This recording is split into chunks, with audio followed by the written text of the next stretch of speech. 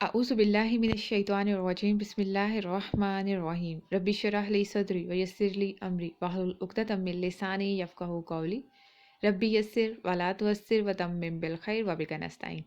अस्सलामु अलैकुम व रहमतुल्लाहि व बरकातुहू। कैसे हैं आप सब? उम्मीद और दुआ है कि आप सब खैर व आफियत के साथ हों। आमीन या रब्बल आलमीन। अल्हम्दुलिल्लाह आप सबके टेस्ट जो हैं माशाल्लाह से बहुत अच्छे, आप सबके स्कोर्स हैं और सबने बहुत अच्छे से बहुत मेहनत से काम किया है। अल्लाह ताला हम सब की मेहनतों को कबूल फरमाए, आमीन या रब्बल आलमीन। आज से अल्लाह की तौफीक से हम लेवल 2 का आगाज़ करने जा रहे हैं। इससे पहले अभी तक हम इसम को इंडिविजुअल फॉर्म में पढ़ते आए हैं। अब से हम कंपाउंड फॉर्म में पढ़ेंगे और जिसको बोला जाता है मुरक्कब। तो लेसन नंबर 11 हमारा होगा मुरक्कब नाकिस पे। इससे पहले जो इसम इंडिविजुअल हालत में हमने पढ़ा है या एक लफ्ज़ की फॉर्म में जो हमारे सामने कोई भी लफ्ज़ आता है जो कि अकेला होता है, उसको मुफ़रद बोला जाता है। मुफ़रद कलिमा बोला जाता है। वो इसम भी हो सकता है, वो फ़ेल भी हो सकता है, वो हर्फ भी हो सकता है। तो कोई भी कलिमा जो कि एक लफ्ज़ की फॉर्म में हमारे सामने आता है, जैसे एग्जांपल्स है अस्समा, अर्रिजाल, अल कुतुबु, कुर्सियुन, मुस्लिमुन। तो इस तरह से ये जो सिंगल सिंगल फॉर्म में आइसोलेशन में जो वर्ड्स हमारे सामने आते हैं, वो अस्मा हो, वो हरूफ हो या वो अफ़आल हो, जब भी इंडिविजुअल हालत में आते हैं उसको मुफरिद बोला जाता है और मोस्ट ऑफ द टाइम इसको मुफरिद वाहिद भी बोल दिया जाता है।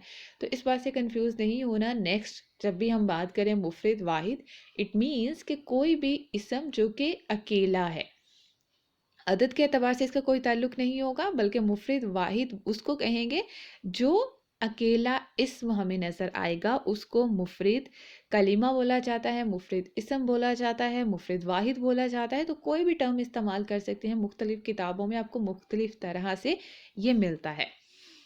अब जब भी दो मुफरिद आपस में मिलते हैं, मुफरिद प्लस मुफरिद, तो उससे एक मुरक्कब बन जाता है, एक कंपाउंड बन जाता है। तो दो अल्फाज का मजमुआ उसको मुरक्कब बोलते हैं। वो किस तरह से? अभी तक हमने पढ़ा किताबुन अलग पढ़ा और जदीदुन अलग पढ़ा। किताबुन को 4 एस्पेक्ट से हमने देखा। सबसे पहले ये देखा कि क्या इस्म है भी या नहीं। तो इस्म की वो प्रॉपर्टीज़, आपका रिवीजन भी हो जाएगा। वो याद कर लें कि क्या इसके ऊपर कोई अलामत इस्म की नज़र आ रही है या नहीं आ रही। फिर इस्म का हमने वसअत देखी, जिन्स देखा, अदद को देखा और उसका एराब देखा, फिर एराब के साथ उसका इजहारुल एराब देखा। तो ये सारा वो चीज़ें हैं जो लेवल 1 में अल्हम्दुलिल्लाह हम पढ़ चुके हैं। तो कोई भी मुफरद इस्म आपके सामने आए, उसको 4 पहलुओं से जो आप उसके लिखेंगे, उसके जिन्स, उसके अदद, उसका एराब, उसकी वसअत, उसको तहलील बोला जाता है।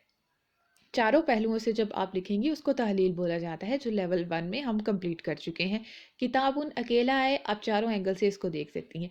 जदीदुन अकेला आए, आप चारों एंगल से इसको एनालाइज कर सकती हैं। अब जब किताबुन जदीदुन दोनों एक साथ आ जाते हैं कंपाउंड फॉर्म में, तो इसको कैसे पढ़ेंगे और तब इसको कैसे समझेंगे, तब इसको कैसे एनालाइज करेंगे, वो इंशाल्लाह अब हमने समझना है। इसी तरह से हुआ मुस्लिमुन, तो कैसे इसको समझेंगे कि हुआ मुस्लिमुन ये आपस में क्या बन रहा है। जैसे किताबुन जदीदुन, किताब नई किताब। इसी तरह से हुआ मुस्लिमुन वो मुसलमान है। तो इस तरह से जब ये पूरी एक ट्रांसलेशन फॉर्म में बन रहा है, पहले तो हमने जस्ट इंडिविजुअल फॉर्म में पढ़ा है ना, अब हम मुरक्कबात को पढ़ेंगे कि दो अल्फाज का मजमुआ जिसको मुरक्कब बोला जाता है, उसकी क्या प्रॉपर्टीज़ होती हैं और उसको कैसे एनालाइज किया जाता है और उसको तरकीब में कैसे लिखेंगे। अब तहलील 4 एंगल से हो गई, अब इसकी तरकीब लिखेंगे कि ये क्या होती हैं।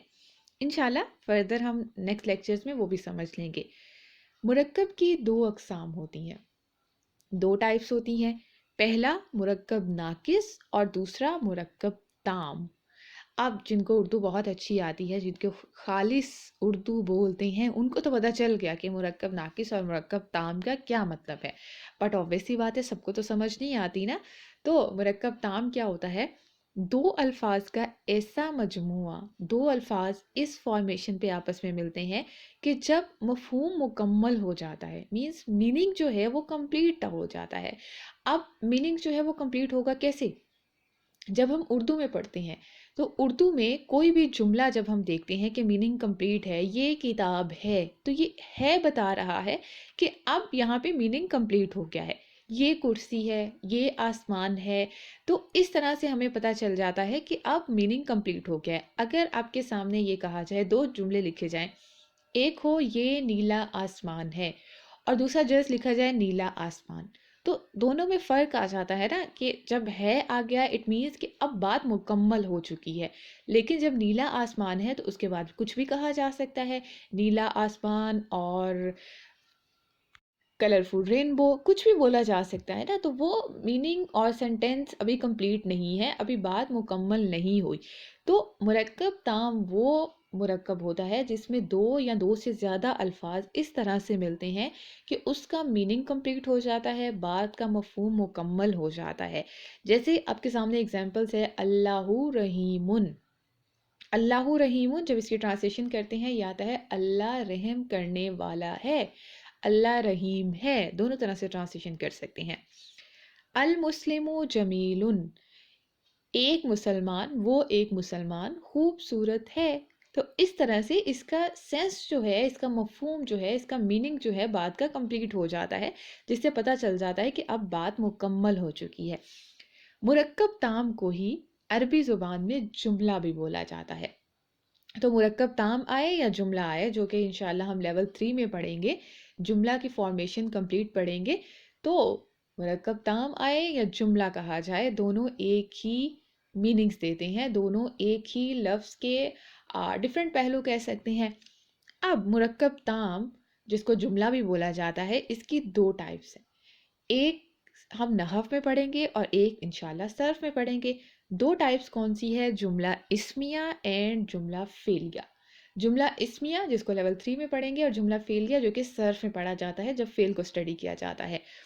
تو مرکب کی دو اقسام، مرکب ناقص اور مرکب تام. مرکب تام ایسا مرکب جس میں میننگ کمپلیٹ ہوتا ہے، بات کا مفہوم واضح ہوتا ہے اور اچھے سے آسانی سے سمجھا جا سکتا ہے کہنے والا کیا کہہ رہا ہے. مرکب تام کو ہی جملہ بھی بولا جاتا ہے. مرکب تام کی دو اقسام ہیں یا جملے کی دو فردر ٹائپس آتی ہیں، ایک کو جملہ اسمیہ اور دوسرے کو جملہ فعلیہ بولا جاتا ہے. اب ہم بات کرتے ہیں مرکب ناقص کی، جو کہ ہمارا لیول 2 کا کمپلیٹ ٹاپک رہے گا. ڈفرینٹ طرح کے ہم مرکبات کو اسٹڈی کریں گے.